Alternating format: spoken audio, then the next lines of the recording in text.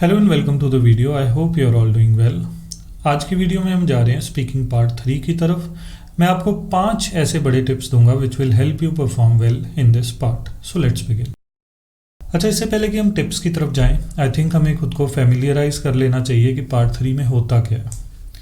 तो what does the speaking part 3 involve? Similar to part 1 आपको questions पूछे जाएंगे, you will be asked questions, लेकिन ये जो क्वेश्चंस है ये जनरल नेचर के होंगे, ये पर्सनल नेचर के नहीं होंगे। पार्ट 1 के अंदर आपको पर्सनल क्वेश्चन पूछे जाते हैं। क्वेश्चंस जो हैं वो लंबे होंगे ज़्यादा, तो आपको बड़े ध्यान से सुनना पड़ेगा। क्वेश्चंस जो हैं वो क्यू कार्ड के टॉपिक से रिलेटेड होंगे। आपसे उम्मीद की जाएगी कि आप ज़्यादा लंबे जवाब देंगे कंपेयर टू पार्ट 1, और ये वाला जो पार्ट है वो 3 या 4 मिनट चलेगा। ठीक, तो मोटे तौर पे जो फ़र्क है पार्ट 1 से पार्ट 3 का वो ये है कि पार्ट 1 के अंदर पर्सनल क्वेश्चंस, यहाँ पे जनरल क्वेश्चंस। पार्ट 1 के अंदर छोटे सवाल, यहाँ पे लंबे सवाल। पार्ट 1 के अंदर छोटे जवाब, पार्ट 3 के अंदर लंबे जवाब, लंबे ऑर्गेनाइज्ड जवाब। 3 से 4 मिनट मैं इसको कह रहा हूँ कि ये लास्ट करता है, लेकिन बहुत सारे बच्चों का एक्सपीरियंस ये भी रहा है कि ये सबसे लंबा पार्ट है। एग्जामिनर 15 तक क्वेश्चंस पूछ लेते हैं कई बार, तो that is a possibility, keep that in mind. Okay, so now let's get to the tips. So start करते हैं टिप नंबर 1 से। Do not talk personally. ये एक बहुत बड़ी समस्या है और बड़ी बदकिस्मती की बात है कि बहुत सारे टीचर्स यूट्यूब पे ये जो बुरी आदत है इसे फैलाते हैं। पार्ट 3 के अंदर you are not suppose to talk personally. आपको पर्सनल एग्जाम्पल नहीं देना है, आपको अपने बारे में नहीं बताना है, आपको अपनी फैमिली के बारे में नहीं बताना है। You are not suppose to talk personally in part 3। Part 3 is the discussion part. ठीक, तो पर्सनली ना बात करें। किस तरीके से बात करें? इमेजिन करें कि आप एक स्कॉलर हैं, ऐसे इमेजिन करें कि आप कोई एकेडमिक एक्सपर्ट हैं, आपसे क्वेश्चन किया जा रहा है उस सब्जेक्ट पे जिस सब्जेक्ट के आप एक्सपर्ट हैं। ऐसे बिहेव करें। तो क्या आप अपनी फैमिली को बीच में इन्वॉल्व करेंगे? क्या जब टीवी पे इंटरव्यू हो रहा होता है किसी मशहूर शख्सियत का, एकेडमिक शख्सियत का, क्या वो अपनी फैमिली के एग्जाम्पल देते हैं? नहीं। तो जो भी आप एग्जाम्पल दें, याद रखें वो पब्लिक नेचर के हों। ऑलमोस्ट आपके जवाब ऐसे होंगे जैसे कोई ऐसे लिखा जा रहा है। ठीक, तो this is characteristic of part 3। तो ये एक बुरी आदत है जिसे आपको हटाना है। ठीक, तो दूसरी चीज़, interruption is normal in part 3। आपको ये रियलाइज़ करना पड़ेगा कि पार्ट 3 के अंदर एग्जामिनर आपको इंटरप्ट करेगा। मैं क्यों कह रहा हूँ कि आपको ये रियलाइज़ करना होगा? क्योंकि अगर आपको ये नहीं पता है तो आप वहाँ पे जाके बहुत अनकंफर्टेबल हो जाएंगे। आपको ये लग सकता है कि आप कुछ गलत कर रहे हैं, है ना? आपको ये लग सकता है कि एग्जामिनर मुझे बोलने नहीं दे रहा, ये तो सही नहीं है। लेकिन आपको समझना होगा कि पार्ट 3 के अंदर इंटरप्शन का होना नॉर्मल है। Examiner is trying to push you to your limits. Examiner आपको आपकी लिमिट्स तक ले जाने की कोशिश कर रहा है। वो देख रहा है कि आप कहाँ तक जा सकते हो। आप 6 तक तो आ गए हो, 6.5 तक जा सकते हो कि नहीं, 7 तक जा सकते हो कि नहीं। तो that is part of part 3। Do not worry if you are being interrupted, do not be disturbed by it. ऐसा होता है और होगा। Tip number 3। अच्छा, मुझे एक छोटी सी चीज़ और याद आ रही है इसके बीच में, इससे पहले कि हम कंटिन्यू करें। 2 चीज़ें मुझे याद आ रही हैं। पहली चीज़, जो कुछ भी आपको स्क्रीन पे दिख रहा है ये आपको नोट करने की ज़रूरत नहीं है। एज अ PDF आपको ये वीडियो की डिस्क्रिप्शन में मिल जाएगा। आप डाउनलोड कर सकते हैं, अपने मोबाइल में सेव करके रख सकते हैं, फ्रेंड्स के साथ शेयर कर सकते हैं, whatever you want to do with it. अभी जब वीडियो चल रही है तो आपको सिर्फ वीडियो पर ध्यान देना है। दूसरी बात यह है कि जब भी आप वीडियो देखते हैं याद करके चैनल को सब्सक्राइब कर लीजिए, वीडियो को लाइक कर दीजिए और इसे अपने फ्रेंड्स तक शेयर कर दीजिए। ठीक, जब आप तक ये वीडियोस पहुंचती हैं तभी हमारा मन करता है वीडियोस बनाने का। ये बड़ा सिंपल मैथ है। ठीक, तभी हमें लगता है कि हाँ, हम किसी का फ़ायदा कर रहे हैं। जब वीडियो किसी तक पहुंच नहीं रही होती तो फिर अच्छी क्वालिटी वीडियो में डालने का, मेहनत करने का फिर कोई फ़ायदा हमें लगता नहीं है। तो अगर आप चाहते हैं कि रेगुलरली वीडियोस आती रहें तो consider it your responsibility to share the videos. इससे हमारी हौसला अफजाई होती है। अच्छा, तो वापस आ जाए। Tip number 3, expect long questions. तो अगर आपको नहीं पता, अच्छा यहाँ पे एक्चुअली दिक्कत क्या है? दिक्कत ये है कि जो मक्कड़ वाली बुक से हम, जिसका मैंने पिछले वीडियो में जिक्र भी किया, ज़्यादातर बच्चे जो मक्कड़ वाली बुक से प्रेपरेशन करते हैं उसमें जो क्वेश्चंस होते हैं ना वो बच्चों से ही पूछे गए क्वेश्चंस होते हैं, लेकिन उन्होंने फिर याद करके बताए होते हैं, तो उन्हें एग्जैक्ट क्वेश्चंस याद नहीं होते। इसका नतीजा ये निकलता है कि बुक के अंदर जो पार्ट 3 के क्वेश्चंस होते हैं ना वो बड़े छोटे होते हैं। सबसे हैरानीजनक चीज़ जो बच्चे वहाँ जाके जो उन्हें बड़ी सरप्राइजिंग लगती है इन द एग्ज़ाम रूम, वो जो नोटिस करते हैं वो ये है कि वहाँ पे सवाल लंबे पूछे जा रहे होते हैं, तो वो उनके उस चीज़ के लिए तैयार नहीं होते। तो एक्सपेक्ट लॉन्ग क्वेश्चंस, तो इसका मतलब क्या है? अच्छा, ये कॉम्प्लिकेटेड क्वेश्चंस भी हो सकते हैं, समझ आने में आपको दिक्कत आए। तो ये इससे हमें 3 चीज़ें सीखने को मिलती हैं। ऑब्वियसली एक चीज़ तो हमें सीखने को मिल ही गई है कि एक्सपेक्ट लॉन्ग क्वेश्चंस। 3 और चीज़ें, लिसन केयरफुली, क्वेश्चन को बड़े ध्यान से सुने। अगर आपको मक्कड़ आइल्स वाली बुक के क्वेश्चंस की आदत है या ऑफ एनी बुक के क्वेश्चंस की आदत है, तो हो सकता है कि आप एक्सपेक्ट करेंगे कि एग्जामिनर अपना सवाल ख़त्म कर दे, लेकिन वो ख़त्म ना करे और आप सवाल को सुन ना पाएँ। तो listen carefully, get a question repeated. अगर आपको एग्जामिनर का क्वेश्चन नहीं समझ आया या सुन नहीं पाया तो आप उनसे रिपीट करवा सकते हैं। रिपीट करवाने के लिए आपको कुछ नहीं कहना, आप कह सकते हैं I am sorry, can you repeat that, कुछ भी कह दें, वो समझ जाएंगे कि क्वेश्चन रिपीट करना है and they will repeat it.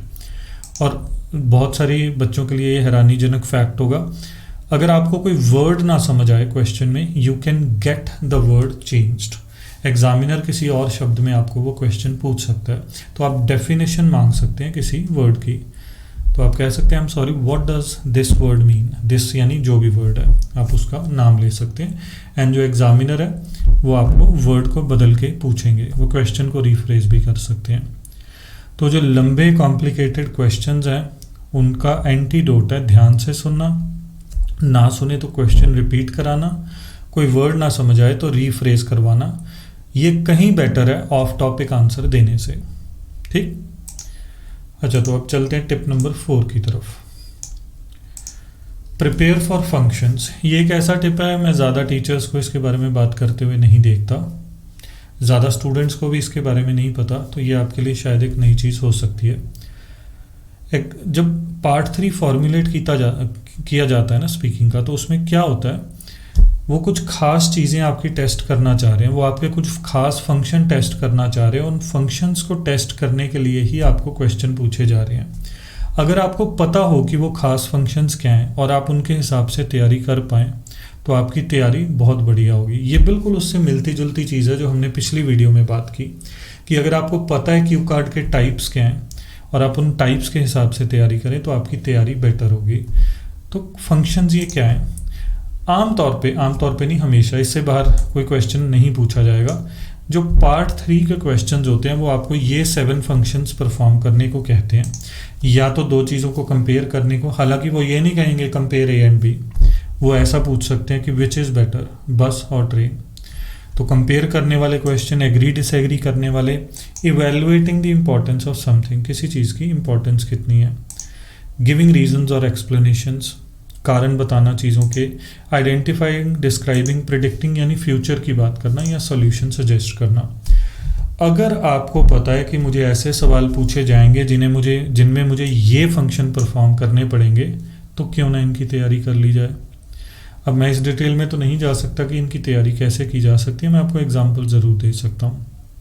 तो अगर आपको पता है लेट्स से कि आपको पूछा जाएगा कि इवेलुएट द मतलब पूछा ऐसे नहीं जाएगा evaluate the importance of, but पूछा जाएगा हाउ इम्पोर्टेंट इज समथिंग, तो क्या कर सकते हैं आप इसके लिए, आप इम्पोर्टेंट के सिनोनिम सीख सकते हैं और आप उनकी डिग्री सीख सकते हैं कि अगर बहुत ज़्यादा इंपॉर्टेंट है तो मैं क्रूशियल यूज़ कर सकता हूँ, अगर उससे भी ज़्यादा इंपॉर्टेंट है तो मैं कह सकता हूँ कि इनडिस्कार्डेबल, जिसको गवाया ही नहीं जा सकता। बड़ा ज़रूरी है मैं मे बी एसेंशियल कह सकता हूँ, या मैं कहना चाहता हूँ कुछ हद तक ज़रूरी है लेकिन बहुत ज़्यादा ज़रूरी नहीं है, तो मे बी मैं ये फ्रेज सीख सकता हूँ कि it is important to a large extent. तो आई होप आप पॉइंट समझ गए होंगे कि जब आपको पता है कि आपको ये फंक्शन परफॉर्म करने को कहा जाएगा, क्यों ना अपनी ग्रामर की तैयारी और वोकैबुलरी की तैयारी इस हिसाब से की जाए।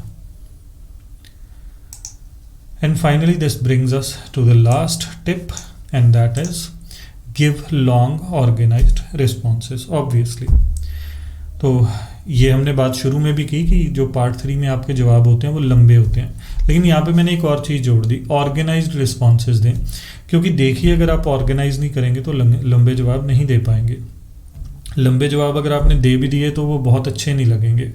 लंबी बात को ऑर्गेनाइजेशन की ज़रूरत होती है ताकि वो समझ आ सके, राइट। अच्छा, तो इसके रिगार्डिंग कुछ बातें करते हैं। पहली चीज़, अगर आप लंबे ऑर्गेनाइज रिस्पॉन्सेज देना चाहते हैं तो स्टार्ट इमीडिएटली मत करें। वो आपको एक लंबा सा सवाल पूछेंगे और अब आप इमीडिएटली उसका जवाब देना ना स्टार्ट करें। अप टू 5 सेकेंड्स, 5 सेकेंड्स तक का आप टाइम ले सकते होते हैं before starting your answer. You just have to pretend कि आप सोच रहे हैं।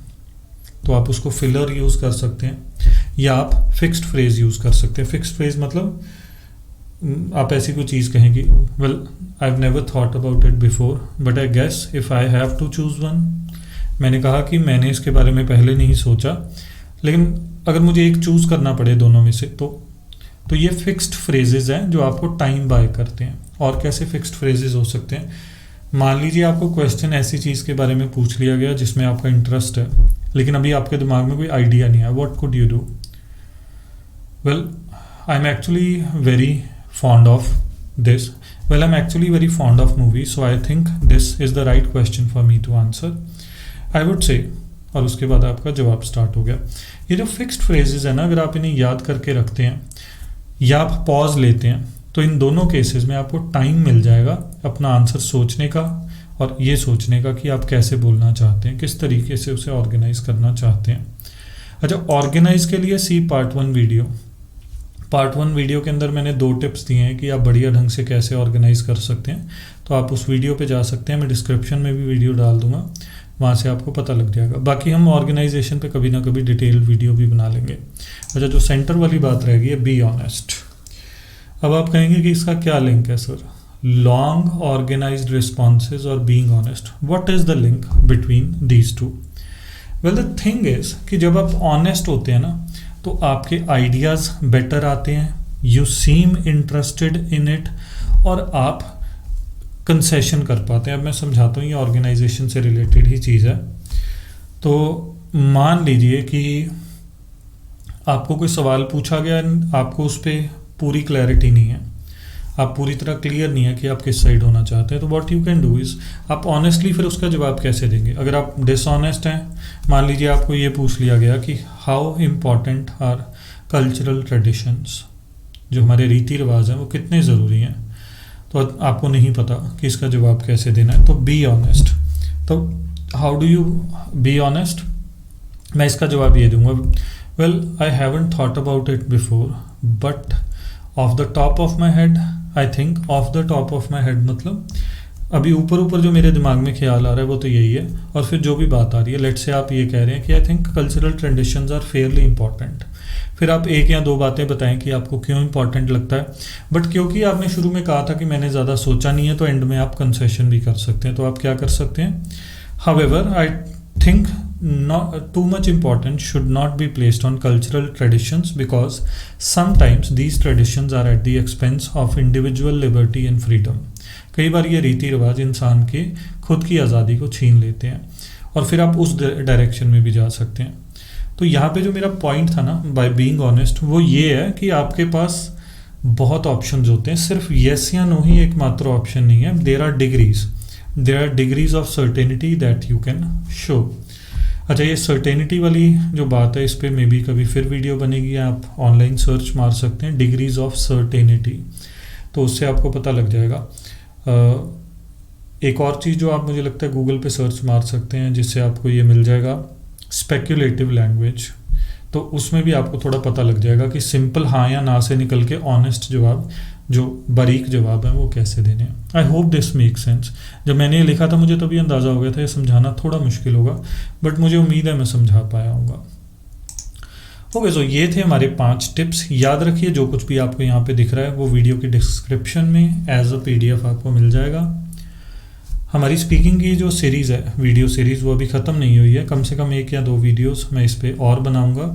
एक स्पीकिंग इम्प्रूवमेंट में बनेगी और एक देखते हैं किस चीज़ पे बनानी है, तो आप देखते रहिए।